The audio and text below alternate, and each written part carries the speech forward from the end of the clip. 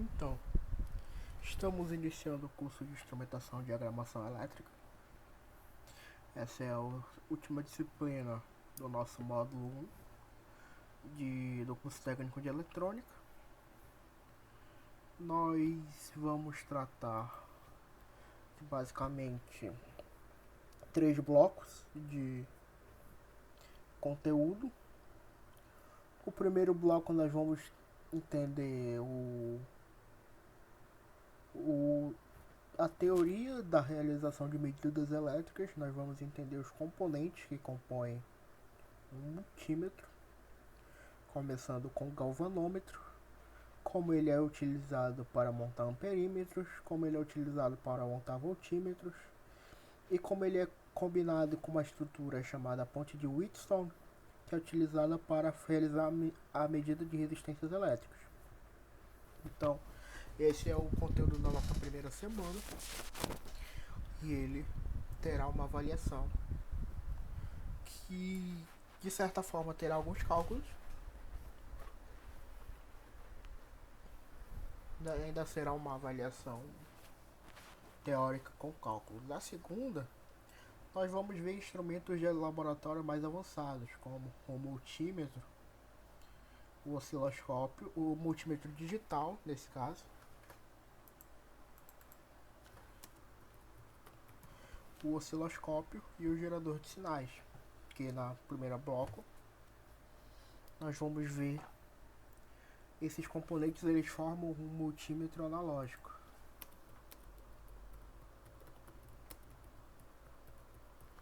E na última semana nós vamos ver o estágio de um projeto de uma fonte de tensão DC, começando pelos estágios da fonte de alimentação, depois passando para a especificação de parâmetros, para a especificação de componentes e finalizando com o projeto da placa de circuito impresso. Então, basicamente, nessa disciplina nós vamos ter uma avaliação teórica com cálculo, uma avaliação teórica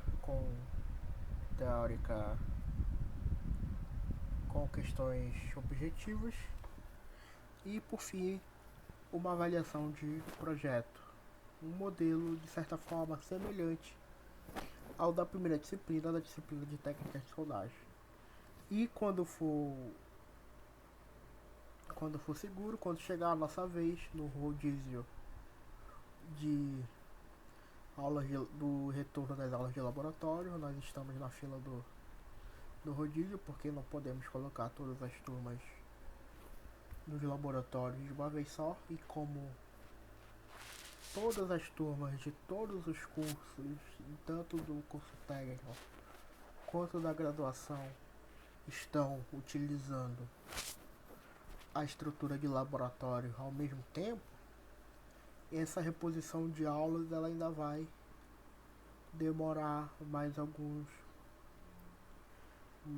tempo para ser realizada.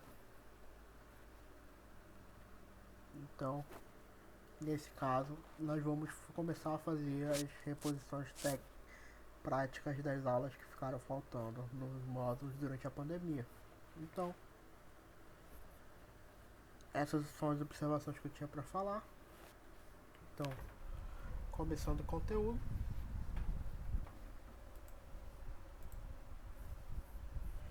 Primeira estrutura que nós vamos tratar é o galvanômetro. O que é um galvanômetro? Galvanômetro é o aparelho mais básico das medidas de circuitos elétricos. O funcionamento dele se baseia nos efeitos da corrente elétrica em relação a campos magnéticos, como a gente viu na lei de Biot-Savart. Nesse caso, os mais comuns utilizam o efeito magnético da corrente. Então, na figura que a gente vai ver no próximo slide, a corrente elétrica de densidade I percorre um condutor dentro de um campo magnético e, por causa ele forma um ímã norte-sul e que origina forças magnéticas. Essas forças que vão atuar sobre um ponteiro, elas deslocam esse ponteiro ao longo de uma escala graduada. E esse ponteiro ele tem um limite de variação.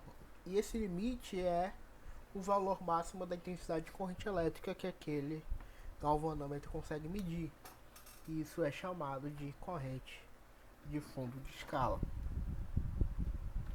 Os galvanômetros medem correntes elétricas de pequena intensidade, ou seja, esse efeito de campo magnético ele é muito curto.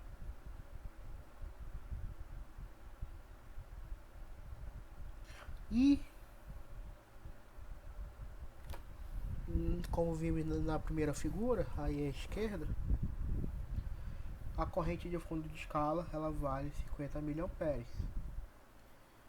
E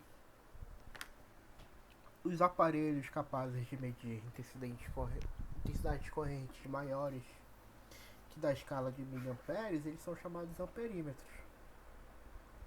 E de certa forma, um amperímetro ele é uma estrutura que utiliza resistores, que depois nós vamos entender o porquê disso, com galvanômetros, e esses componentes permitem a multiplicação da corrente de fundo de escala do amperímetro. Então, agora vem dos amperímetros. No galvanômetro, pequenas intensidades de corrente elétrica são suficientes para que o ponteiro se desloque do zero a outra extremidade de graduação, fundo de escala. O aparelho será danificado se a corrente elétrica estiver intensidade maior que o valor do fundo da escala. Ou seja, a gente vai forçar o ponteiro a deslocar além do fundo de escala, então isso vai fazer com que ou derreta o condutor da bobina presente que move o ponteiro, ou quebre a mola que permite o giro do ponteiro. Por exemplo, o galvanômetro da figura 1, que nós vimos anteriormente, não permite corrente de intensidade superior a 50 mA. Para que nós possamos medir correntes elétricas mais intensas, o galvanômetro que tem uma resistência elétrica, essa resistência elétrica é chamada de RG, deve ser associado a um resistor de pequena resistência RS, denominado resistor de shunt, nesse caso em paralelo, conforme estamos observando na figura 2. Temos o galvanômetro, que ele possui uma resistência elétrica, porque ele é um condutor elétrico, e em paralelo nós associamos uma resistência de shunt. Assim, quando percorre resistências elétricas intensas, o resistor de shunt puxa parte da corrente elétrica e evitar a danificação do galvanômetro. Esse conjunto de duas resistências em paralelo, do galvanômetro e do shunt, ele forma um amperímetro.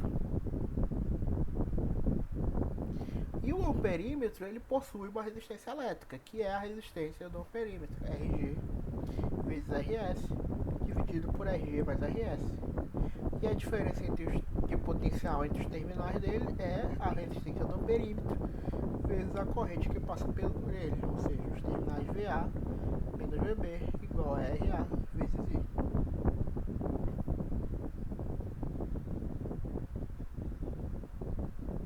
Como nós sabemos, nós colocamos o amperímetro em série com o trecho de circuito que nós queremos medir, porque com isso ele não vai modificar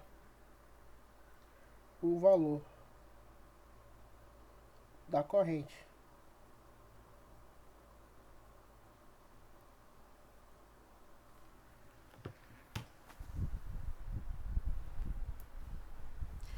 Por exemplo, Se a intensidade de corrente elétrica a ser medida é 5 amperes e a intensidade de corrente elétrica do fundo de escala do galvanômetro é 50 miliamperes, qual é o valor do resistor de shunt que deve ser escolhido para que no galvanômetro só passe o valor de 50 miliamperes?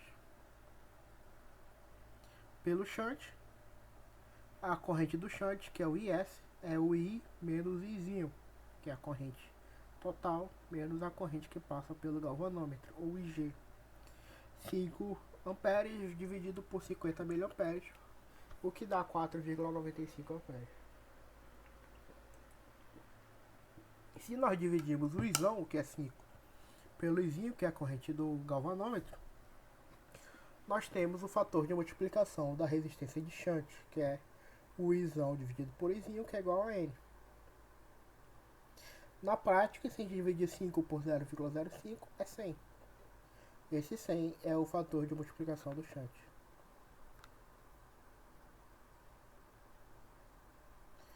E nós podemos também obter o valor do N em termos da resistência de galvanômetro e a resistência do shunt, que vai ser essa equação. N igual a 1 mais RG dividido por RS.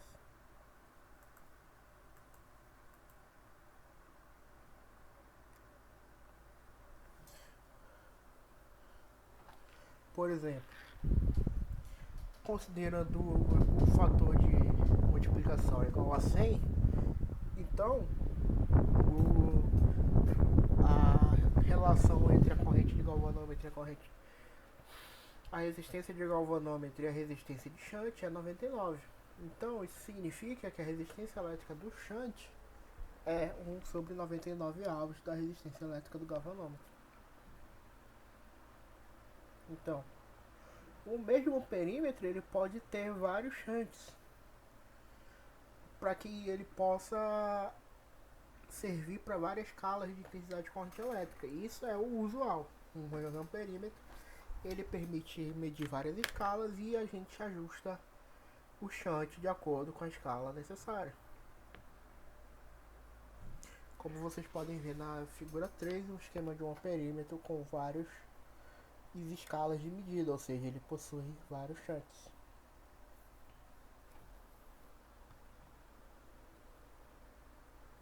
Com a chave no fator 10, a gente consegue uma escala de 0 a 30 amperes.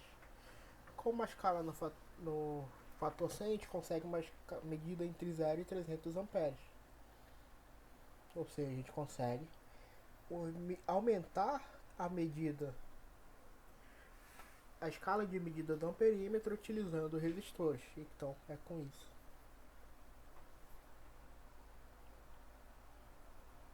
Como eu disse anteriormente, como é que a gente utiliza o amperímetro?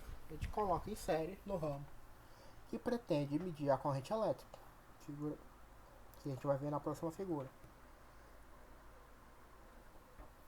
Ou seja, todo instrumento de medida a gente consegue fazer com que ele seja entendido como resistor. Então, se a gente colocar em série,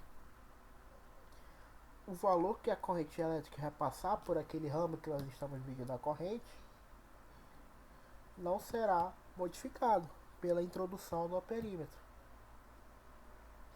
Se a gente colocar o amperímetro em paralelo, vai ter uma corrente que vai passar pelo ramo que a gente quer medir, só que ela vai ser reduzida pela corrente que vai passar também pelo amperímetro. Por isso, medir em paralelo, além de ser perigoso para danificar o galvanômetro, a gente está fazendo uma medida equivocada do aparelho, porque o aparelho de medida ele é construído para evitar com que ele seja um fator de modificação do circuito. Para reduzir ao mínimo essas modificações, a resistência elétrica do amperímetro deve ser pequena em relação às resistências elétricas do circuito. Quando essa resistência elétrica ela é muito inferior à do circuito, o amperímetro é considerado ideal. Aí nós vemos um ramo A e B que a gente quer medir a corrente elétrica, e a gente abre esse ramo e insere o amperímetro em paralelo, em série, desculpa. Ou seja, um amperímetro ideal é aquele cuja resistência elétrica é nula.